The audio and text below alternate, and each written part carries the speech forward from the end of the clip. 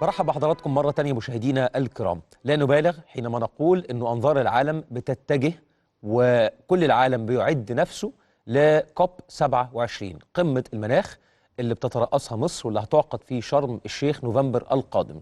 ليه؟ لأنه تحدي تغير المناخ كان موضوع بعض العلماء حذروا منه في التسعينات، ثم عقدت مجموعة من القمم والمؤتمرات، آخرهم 2015 قمة باريس، واللي كان وقتها دول العالم اللي تسببت في هذه الأزمة المفترض أن هي وضعت على نفسها بعض الالتزامات، على رأسها أنه يتم تجميع 100 مليار دولار تضخ في الدول اللي بتعاني وبتدفع ثمن تغير المناخ، اللي هي أغلبها أو بشكل رئيسي، والدول الأكثر اللي بتعاني من هذا التحدي هي الدول الأفريقية.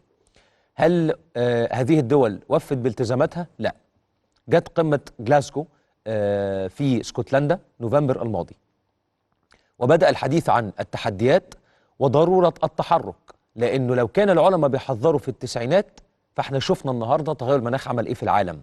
شفنا قد إيه إنه الطقس بقى متطرف، شفنا إن إيه حصلت متغيرات كثيرة. هل المشكلة في درجات الحرارة القاسية وبس؟ لا، مشكلة في تأثير ده على الأمن الغذائي، على التصحر، زيادة المواطنين اللي بيعانوا من المجاعة على مستوى العالم، وغيرها من التحديات. وبالتالي الطريق من جلاسكو حيث كوب 26 إلى شرم الشيخ حيث كوب 27 طريق في تحديات وفي أمال. أمال إنه العالم كله قطاع خاص وقطاع عام ومجتمع مدني ومواطنين يتكاتف عشان نقدر إن احنا نمنع وصول درجة حرارة الكوكب إلى 2.4 درجة مثلا نهاية هذا القرن، أو نهاية هذه الألفية يعني. وبالتالي منتظر في كوب 27 أنه العالم يبدأ يضع آليات التنفيذ. قادة العالم حينما يجتمعوا منتظر أن هم يضعوا آليات التنفيذ لمجابهة هذا التحدي اللي العالم كله بيدفع ثمنه. طيب هذا الطريق ما بين المملكة المتحدة بريطانيا ومصر، إيه التعاون اللي موجود؟ ما الذي يعد لهذه القمة؟ إيه اللي منتظر من كوب 27 بناء على مخرجات كوب 26؟ ده اللي هنحاول ان احنا نعرفه من ضيفنا العزيز السيد نايجل توبينج، وهو مسؤول العمل المناخي رفيع المستوى او البريطاني، او كما يعني ممكن لو ترجمنا حرفيا فهو بطل العمل المناخي، لانه التايتل بالانجليزي UK's High Level Climate Action Champion. Mr. Topping, good evening, and we're glad to have you back with us on مساء DMC. Great, Rami. Lovely to be back with you. Thank you. It's our pleasure. I remember our last interview. It was right before the COP26 last November, and at that time you said that you were stubbornly optimistic that the world will converge on an agreement to forge a transition to a net zero future. Now, after COP26 and right before COP27, are you still stubbornly optimistic? Yes, I am. In many ways, the results of COP26 surpassed expectations. The rule book from Paris was finished. Nearly every country in the world came forward with more ambitious plans, which get us closer to 1.5 degrees, but not there yet. Mm-hmm. And we saw a real mobilization of the private sector, private finance, businesses, and other local governments like cities and regions.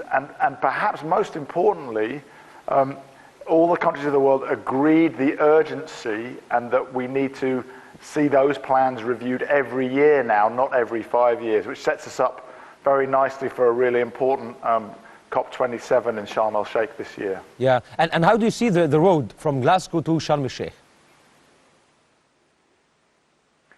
Well, I think it's, it's really about recognizing that actually we know what to do now, and that we have a very strong economic case, that actually the zero carbon economy that we've all agreed to build will be much bigger than the economy that we're building at the moment. So there's a big competitiveness case, there's a big investment case, there's a big jobs case for accelerating the transition, and that commitment to review plans every year should allow us to come to Sharm el-Sheikh with more ambition from businesses, more ambition from investors, more ambition from countries, so that we're getting closer to plans which add up to the 1.5 degree goal.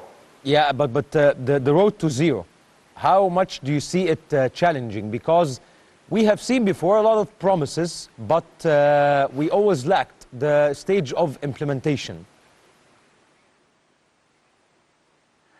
Yeah, and it is complicated because we're talking about a massive transformation of the global economy.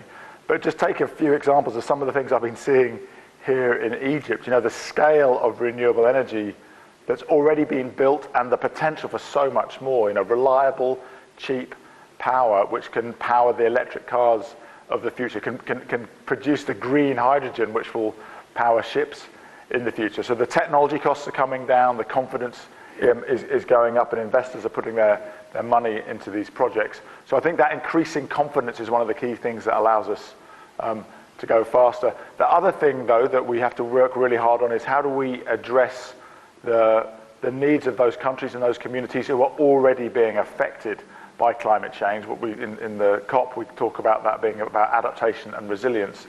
And there we've got more work to do, and I think the UK and Egypt will be working really closely together to move that agenda forward for COP27 as well. Well, and during your present visit, I know that you had a couple of meetings. So what was on the agenda? Who did you meet in Egypt now? And what was on the agenda of those meetings? Well, as you know, just before I came, Alok Sharma, the president of COP26, came to talk with Ministers Fuad and Shukri about the presidency role which Egypt is now taking on. And so I've been here to talk with ministers and with the private sector about the champion's role, which I have, really to prepare for a partnership between me and an Egyptian champion, not yet appointed, so we can work on this agenda with the private sector and private finance. So I've met with Minister Fuad twice on the first day I was here, and then again this morning with representatives from the Ministry of Foreign Affairs as well.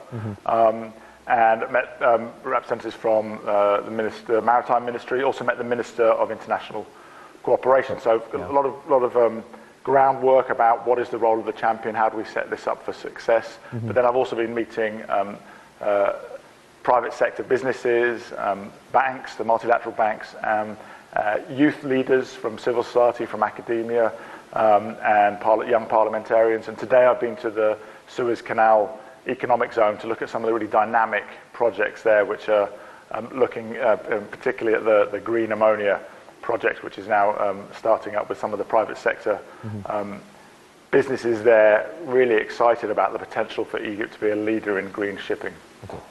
Okay, so Mr. Niger, so basically your meetings with the private sector and the banking sector was more or less focused on those sectors investing more in the renewable energy and green energy?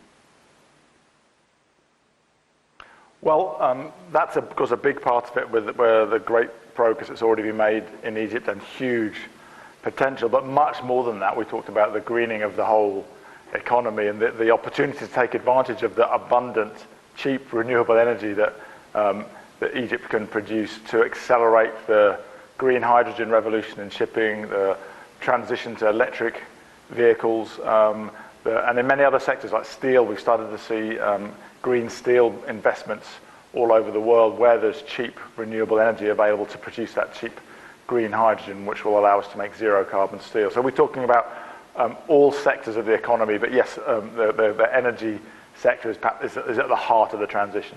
Yeah, I'm glad you noticed the Egyptian efforts in that sense. So that would take me to another question. To what extent do you think Egypt will be able, in a couple of years, to import clean or green energy? I mean export. Apologies, to export. You mean export? Yeah, exactly. Well, you know, I think this is a really exciting thing that Egypt clearly has the capability to electrify its economy very fast in areas like transport, where we know that using electric buses and electric vehicles means zero carbon transport, but also to produce more electricity than the economy needs and to export it. And I've been learning about the interconnectors to Sudan, to Jordan, and planned interconnectors under the sea to Europe and to Saudi. So I think being a clean energy hub and exporting green power, but also exporting green power in the form of green hydrogen and green ammonia, because you need green power to make green hydrogen and green ammonia, and then you can export that, for example, by fueling the ships that pass through the Suez Canal. So I think really exciting export opportunities for Egypt. Great. And in that sense, to what extent would the UK be willing to cooperate with Egypt in that sense, regarding green energy in general, renewable energy, and green hydrogen and so forth? Well, of course, the UK doesn't have a massive desert with lots of sun like Egypt, but the UK does have a lot of sea with masses of wind. And the UK is very ambitiously rolling out plans to produce lots of renewable energy from the wind. So I think part of the relationship between the UK and Egypt is one of sharing technical expertise about how do you move from a power grid powered by fossil fuels to one that's powered increasingly by renewable energy, and also how do you take advantage of interconnectors to help you stabilize the grid and export that energy. So I know there's a lot of cooperation going on already, and I expect that to continue. Great. And speaking of the cooperation as well, a couple of days ago, the UK has announced 17 million of support for East Africa as the region battles, obviously, a series of environmental disasters driven by climate change. How would this amount be spent, and what are the priorities in terms of countries in East Africa? Well, of course, one of the key things with investment, particularly in adaptation, is that it takes into consideration the local conditions. Actually, East Africa is, interestingly, in some ways, some similarities with Egypt, like Kenya, for example, huge potential for renewable power. They have a big geothermal power as well as solar and wind. So I think but the key with adaptation spending is that it's spent based on the local needs, and you can't dictate those from afar. And we know that this commitment to support emerging economies with adaptation finance is one of the key issues going forward towards COP27 to improve that collaboration between developed and developing countries, particularly on adaptation finance. And I think one of the things we need to start to do is to also bring the private sector in more. You know, one of the main ways that we deal with resilience is through the provision of insurance, for example. And far too many of the vulnerable communities don't have access to basic insurance. Many smallholder farmers don't yet have insurance. So that's the sort of thing that I'm going to be looking at, see how can we extend insurance services. Sometimes they might need to be subsidized initially, but that's one of the most important ways that we can help people have more resilient lives and livelihoods. True, and this is one of the goals of the COP27 that Egypt has on its agenda for this summit, in addition to the issue of adaptation to climate change, the issue of financing and funding, and the existence of a mechanism to provide the necessary funding, in addition to having a mechanism for evaluation and following up to ensure that what is agreed upon is implemented. What else do you think or believe is important to have on the agenda for COP27?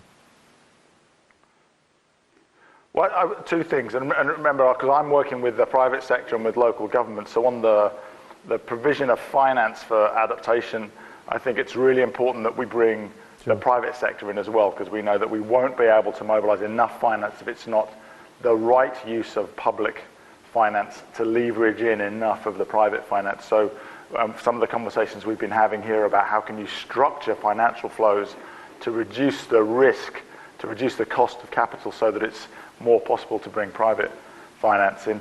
I think the other thing, which we really started in Glasgow, but we can really build on, is this idea of sectoral deals.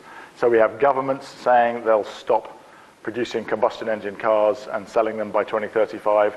And then we have private fleets and car manufacturers saying the same thing. So when everybody agrees, it de-risks it and it makes it easier to invest in the transition. Same on shipping, on aviation, on green steel. In many areas, we've seen these sectoral deals. So I think it'd be great to see the ones that already exist growing, and for the sectors where we don't have them, to see more of those. That gives confidence to everybody that they can go faster. Mr. Topping, I have noticed, and definitely the audience as well, that you have mentioned the private sector a couple of times, that you are depending on the private sector to invest in that sense. As you have met a lot of the representatives of the private sector here in Egypt and outside of Egypt from other countries, to what extent do they have the appetite to get involved in that mission? So huge appetite. Last year with Mark Carney, who used to be the governor of the Bank of Canada, then the Bank of England, and chaired what we call the Financial Stability Board, so the G20 board looking at how do we make sure that the global economy remains stable. We formed an alliance, we call it the Glasgow Finance Alliance for Net Zero. And by the time we got to Glasgow, we had over 450 investors, banks, insurance companies with $130 trillion of assets on their balance sheets and in their portfolios committed to financing the transition.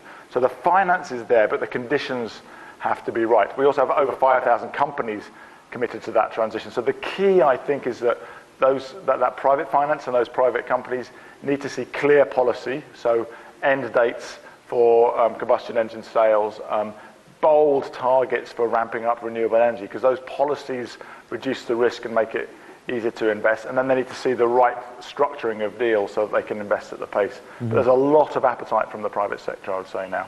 Great. One of the big successes of Glasgow is to see that really come up. That's great, because I remember that before you were saying that it's not a choice for them to be involved in that mission, especially in the sense of not only investing but decarbonizing. And you said that whoever is not going to decarbonize, they should retire.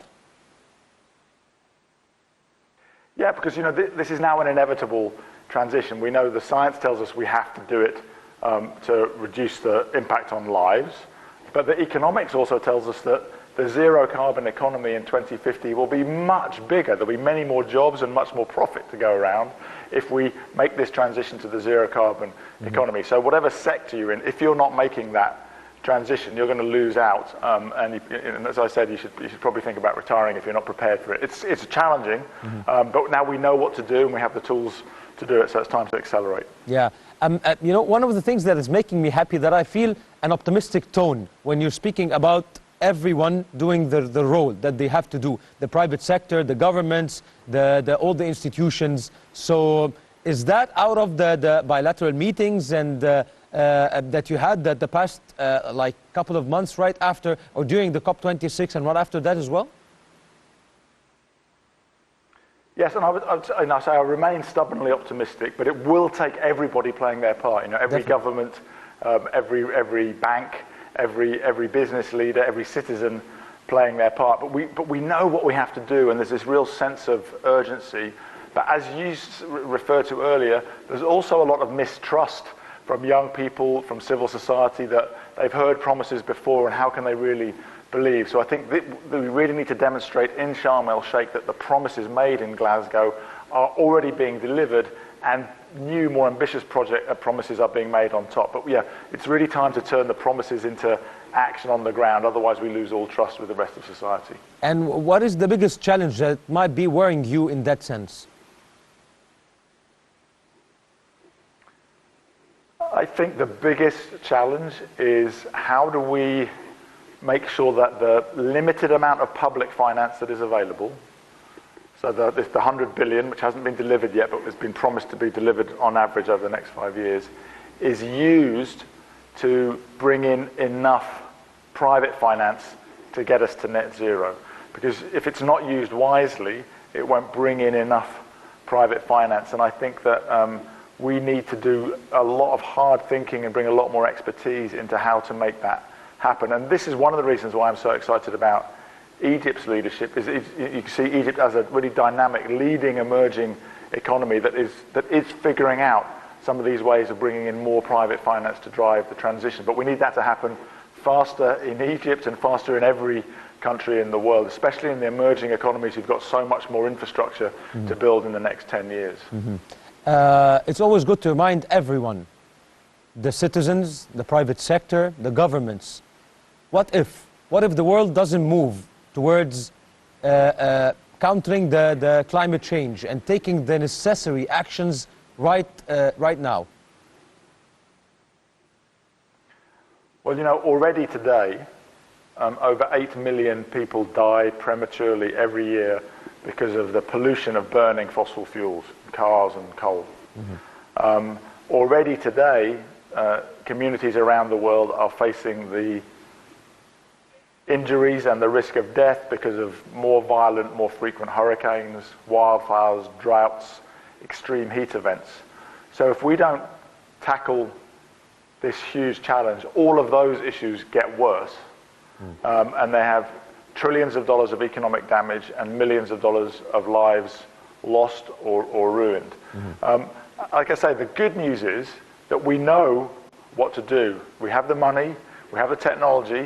The question is, do we have the political will at every level of society in every country to make this transition fast? Because the longer we wait, the worse the damage gets. And as I say, the really exciting thing is that when we get there to net zero, the economy is much bigger and much healthier, and that's good for everybody. At least we'll still be alive. And at least we'll still be alive. Hopefully.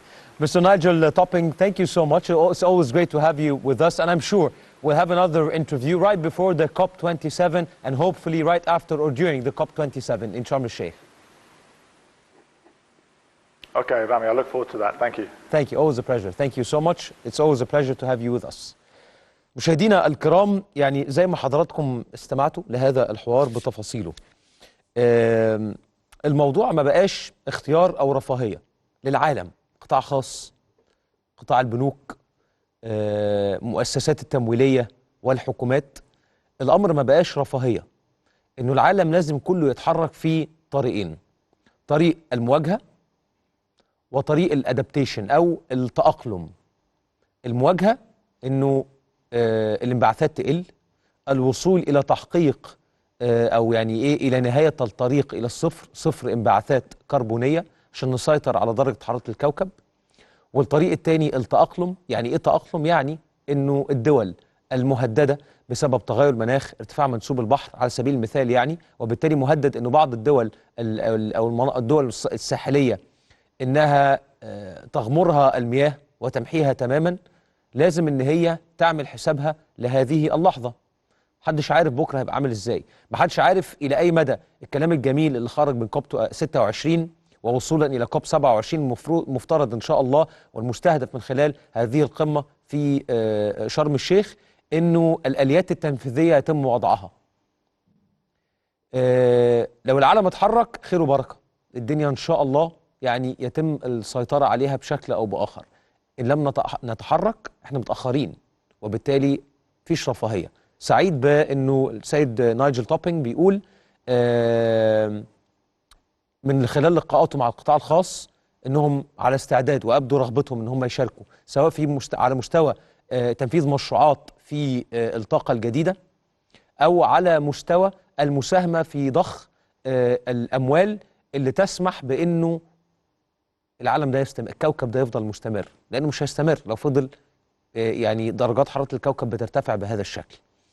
تحدي من التحديات الكبيرة والضخمة.